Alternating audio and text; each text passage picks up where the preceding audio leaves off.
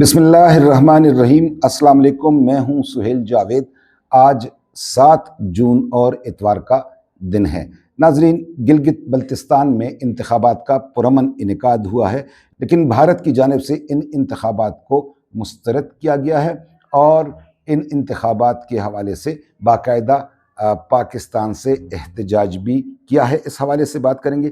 इसके साथ साथ नाजरीन, आज़ाद कश्मीर में जॉइंट अवामी एक्शन कमेटी जो कलअदम करार दी गई है, उसके रहनुमाओं की गिरफ्तारी के लिए छापे मारे जा रहे हैं और आज़ाद कश्मीर में अमन अमान के क़याम को बरकरार रखने के लिए तमाम तर वसाइल बरूकार लाए जा रहे हैं। इस हवाले से बात करेंगे। इसके साथ साथ नाजरीन, इस व्लॉग में हम सूबा खैबर पख्तूनख्वा में तहरीक इंसाफ में प्रेशर ग्रुप की बात की जा रही है, उस हवाले से बात करेंगे कि आया ये प्रेशर ग्रुप क्या है और आया ये प्रेशर ग्रुप आगे चल के इसकी क्या पोजीशन होगी, इस हवाले से बात करेंगे। नाजरीन, इससे पहले कि मैं अपने व्लॉग की तफसील में जाऊं, जिन दोस्तों ने इस चैनल को सब्सक्राइब नहीं किया उनसे दरख्वास्त है कि वो इस चैनल को सब्सक्राइब करें और इन्हें अगर ये चैनल पसंद आए तो लाइक भी करें।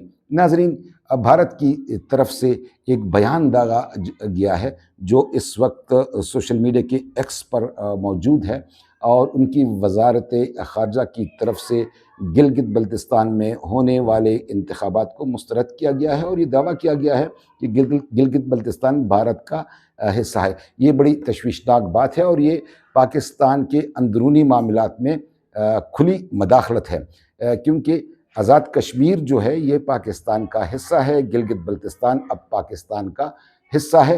ये अलहदा बात है कि यहाँ पाकिस्तान के ज़ेर साया इनमें बाकायदा अपना एक इंतज़ामी सेटअप मौजूद है। नाज़रीन, भारत की तरफ से इन इंतखाबात को मुस्तरद किए जाने पर पाकिस्तान को सख्त तरीन एहतजाज करना चाहिए। इसके साथ साथ नाज़रीन, आपको याद हो तो आज़ाद कश्मीर में जॉइंट अवामी एक्शन कमेटी की तरफ से गुज़श्ता दिनों एक इजलास हुआ था जिसमें आज़ाद कश्मीर की आवाम से ये कहा गया था कि वो अपना राशन जमा करें 20 दिन के लिए या 1 महीने के लिए और तमाम रोड जो हैं वो बंद होंगे और ये लॉन्ग मार्च होगा। ये बहुत बड़ी बात थी, क्योंकि पूरे आज़ाद कश्मीर को 1 महीने के लिए या 20 दिन के लिए बंद करना, लोगों को ये कहना कि राशन जमा किया जाए और रोडों को बंद किया जाए, ज़ाहिर है ये रियासत के लिए एक नाकाबिल कबूल, एक नाकाबिल अमल फ़ेल था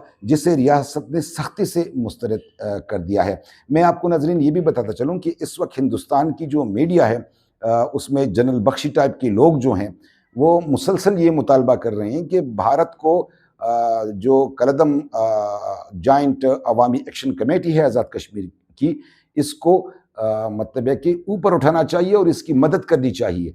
और इस तरह उनके साबिक जो ऑफिसर्स हैं वो भी इस वक्त इंडियन चैनल्स पर आकर पाकिस्तान के ख़िलाफ़ हर्जा सराई में मसरूफ़ हैं। इससे ये ज़ाहिर होता है कि जॉइंट अवामी एक्शन कमेटी जिसको कलअदम करार दिया गया है और ये आज़ाद कश्मीर की हुकूमत ने इसको कलअदम करार दिया है, क्योंकि आप देखें तो इस कमेटी ने माजी में भी एक एजिटेशन की सियासत की थी और लोगों को सड़कों पे निकाला था। उस वक्त वो मुतालबात जो थे वो जायज़ थे, उसमें से कुछ 38 में से 35-36 मुतालबात इनके मंजूर कर लिए गए थे। उस वक्त भी इनका ये एक मुतालबा था कि जो महाजरीन की नशस्तें हैं ये ख़त्म की जाएं। ये 12 नशस्तें हैं। पूरा मसला ही इस जॉइंट अवामी एक्शन कमेटी ने इस पर खड़ा कर रखा है। हुकूमत पाकिस्तान की जानिब से बार बार इनको ये समझाने की कोशिश की गई कि जो मुतालबा इनका है जाहिद है, इसके लिए एक आईनी रास्ता इख्तियार किया जाएगा, पार्लियामेंट के ज़रिए इसमें जो है तरमीम हो सकती है या कानून साजी की जा सकती है। और इसके लिए इन्हें ये मशवरा दिया गया था कि जो इंतखाबात हों उसमें जॉइंट अवामी एक्शन कमेटी हिस्सा ले और अगर वो अक्सरियत में आ जाए तो कानून साजी कर ले, लेकिन इसके लिए भी वो तैयार ना हुए। बादअज़ां उनकी जो ये तरीक़ाकार था पिछली एजिटेशन में, तो इस पर भी रियासत ने खामोशी का मुजाहरा किया और रियासत ने इनके मुतालबात को हल किया। उसमें जो मेन मसला था वो बिजली का था। آپ نے دیکھا کہ حکومت اس کا 3 روپے ریٹ جو ہے اس کا مقرر کیا، لیکن اس کے باوجود یہ سہولت جو ہے دیگر صوبوں کو حاصل نہیں تھی، جو کہ ایک ہی ملک میں ایک تفریق تھی، لیکن اس کے باوجود بھی یہ جو جوائنٹ عوامی ایکشن کمیٹی ہے یہ اپنی ان حرکتوں سے باز نہ آئی۔ اس کی بنیادی وجوہات یہ بتائی گئی ہیں کہ یہ جوائنٹ عوامی ایکشن کمیٹی ہے جو ہے اس کو رجسٹر بھی نہیں کیا گیا۔ جب بھی ان سے کہا جاتا ہے کہ اگر آپ کی کوئی سیاسی عزائم ہے یا آپ کی کوئی سماجی تنظیم ہے یا آپ کی کوئی دیگر عوامی تنظیم ہے تو اس کو ضابطے کے تحت رجسٹر کرائیں، وہ اس سے بھی انکاری ہیں۔